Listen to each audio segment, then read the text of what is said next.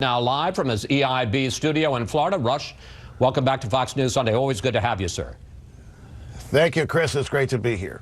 You say that what's happening to Donald Trump right now is that the left-wing courts, the left-wing media, the left-wing bureaucracy are trying to, in your words, sabotage his presidency. Sabotage?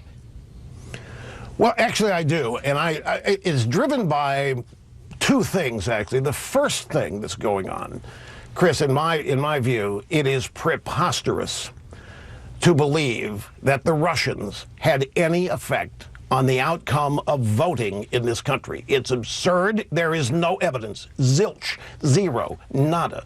The New York Times has run two stories that are basically propaganda on this, one in October and one this past week, and both stories clearly say no evidence. Nobody they've talked to has any evidence whatsoever to suggest it.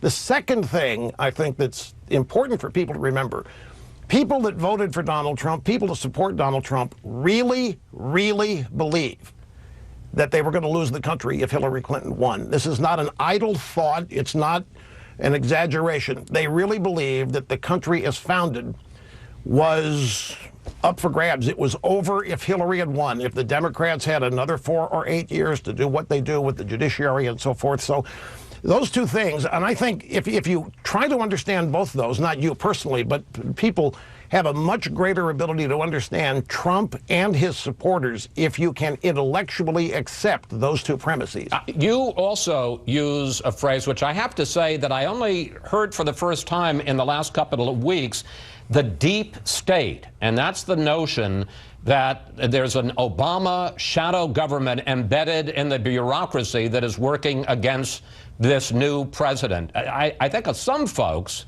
are going to think that's right on, and some folks will think it's awfully conspiratorial. Well, I would love to claim credit for that, but actually I think a reporter by the name of Glenn Greenwald at The Intercept, who has got a relationship with, what's his name, Assange, I think he actually coined the term, and I think it works. I don't think there's who's driving this business that the Russians hacked the election. It's a Democrat Party. It's Hillary. It's Obama. It's all those people who just can't accept that. And you think they're behind the leaks too? Absolutely. Of course they are. They're trying. Look, if they can't win at the ballot box, you know they're down 1,200 seats since 2010. They've become a marginal party electorally. All they've got is their embeds in the bureaucracy and the judiciary, and they're pulling out all the stops. There's no question. This business that the Russians hacked the election, this is serious allegation that is impossible. The Russians could not have had any impact whatsoever on voting, either how they were cast or how they were counted. In fact, if you want to say they did their job. Hillary won the popular vote. How could they have possibly had this whole premise? And it's been driving news coverage here ever since Trump took office and even before. And you don't need any more evidence than that to suggest and to know that the left, which is run by Obama and Hillary and the hierarchy of the Democrat Party, is doing everything they can to undermine, to sabotage, and to prevent Trump from implementing his agenda. There's no question about it. I know what Trump should do. Well, I'm going to get to that in a second. But you suggest that there are some things that President Trump may be doing wrong. For instance, you've said that you're skeptical about his idea, and we heard it again from Reince Priebus, that they're going to come out with a new executive order on the so-called travel ban, and that this new one is going to pass muster with the federal courts. You're skeptical about that. Well, I'm not so much skeptical. I think they're going to do it, and I think they should do it, because the judiciary, again, is pockmarked with judicial appointees that Democrat presidents have made for years, and they're in there for life. And as we have seen in the first executive order, you know, Chris, his executive order hasn't even been ruled on. The judge in Seattle said, well, the president said during the campaign that he wanted to ban Muslims. And I thought, no, it's irrelevant. They're not even using the law to try to stop the president on this. I think what the president has to do, and I was happy to see it, this rally was something that I hoped he would do. And in the rally, he really focused on domestic agenda. Look, here's the thing.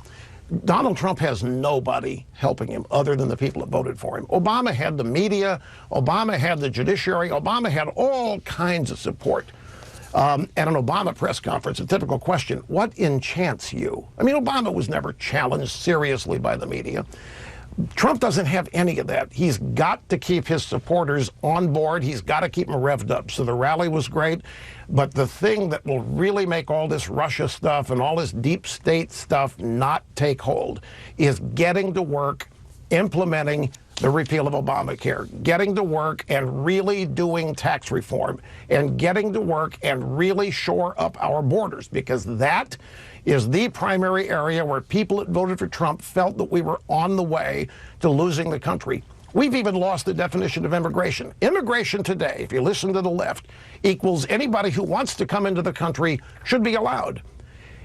That's not what immigration is. That's illegal immigration, and we ought to all oppose it. We are all in favor of immigration that determines who gets in, the quantity of people who get in, whether they assimilate or not. Nobody's opposed to that.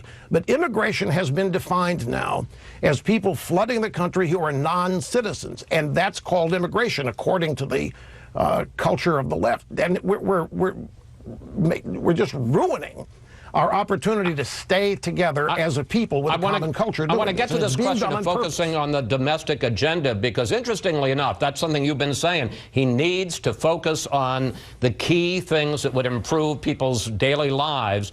There is a columnist for the Washington Post who is no conservative, and he actually wrote this week, and I don't know whether you're going to give you a heartburn. He said, Rush Limbaugh is exactly right about how Donald Trump can fix his problems, namely ignore the political chatter and focus on the domestic agenda. But I got to tell you, by historical standards, by this point, Obama stimulus had already been passed. President Trump is pretty slow on Obamacare, is pretty slow on repealing Obamacare, pretty slow on tax reform, and there's a lot of disarray inside the Republican Party on Capitol Hill. Well, now, here I have to tiptoe. We're not talking Republicans and Democrats opposed to Trump. We're talking establishment versus Trump. Trump considered to be an outsider. The establishment doesn't want any part of Trump. They don't want him to succeed, and I would throw some Republicans in that as well. It's just the way Washington works. And this is why I think moving forward on this agenda is crucial. You mentioned Obama's stimulus. Here's the difference, and this is what Trump supporters know. It wasn't a stimulus. It was a payoff to unions, Chris. It didn't stimulate anything. We don't have a growing economy. We don't have jobs being created at a replacement level for those we had lost. We don't have anything, Obama said. He lied about Rush, the you cost may well of be right. No, this is important stuff. The people. Well, no, I'm not disagreeing with you. I'm just saying at least he passed his program, and President Trump hasn't passed any of his programs yet. Well, of course, it makes my point. Here you had, I tiptoe again. You have the historic You're not very good at tiptoeing. African American. Well, it's television. It's Fox News. I have deep respect. But no, seriously, you have first African-American president. You have everybody falling all over themselves to acknowledge that, to reward that. Obama was going to get everything he wanted in the first year, because if anybody opposed it, they were going to be accused of being a racist or bigot or who knows what. But don't ignore the substance. The voters know that his stimulus, it doesn't matter when it got passed, he misled everybody about it. The people of this country are tired of being misled. They're tired of voting based on what candidates have told them they're going to do, and nothing ever changes. Trump has a wide berth here, Chris. The media did not make Donald Trump, and they can't destroy him. But the media thinks, and when I say media, let me define ABC, CBS, NBC, New York Times, Washington Post, USA Today, LA Times, that cadre. They have a formula, they have a blueprint for destroying Republican political officials they don't like. It's not going to work on Trump. He doesn't fit that mold. They're trying to every day. It's kind of comical to watch. And my point about the domestic agenda, if he really wants to leave and I'm not interrupting. Get going on it. I'm not interrupting because we agree. I'm just moving you along. I want to stay on this media issue. Because you heard my conversation just now with Reince Priebus, and tell me what you think. When Trump sends out a tweet and says the fake media, and all those organizations you just listed are not my enemy, they're the enemy of the American people, does that go too far? Well, again, not to his voters. His voters have fought this for the longest time.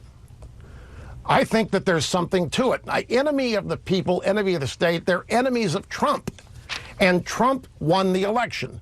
Trump won on substance. Trump did more interviews. He explained his agenda more than any political presidential candidate ever has in my memory. And he has tried to stick to it as people perceive it.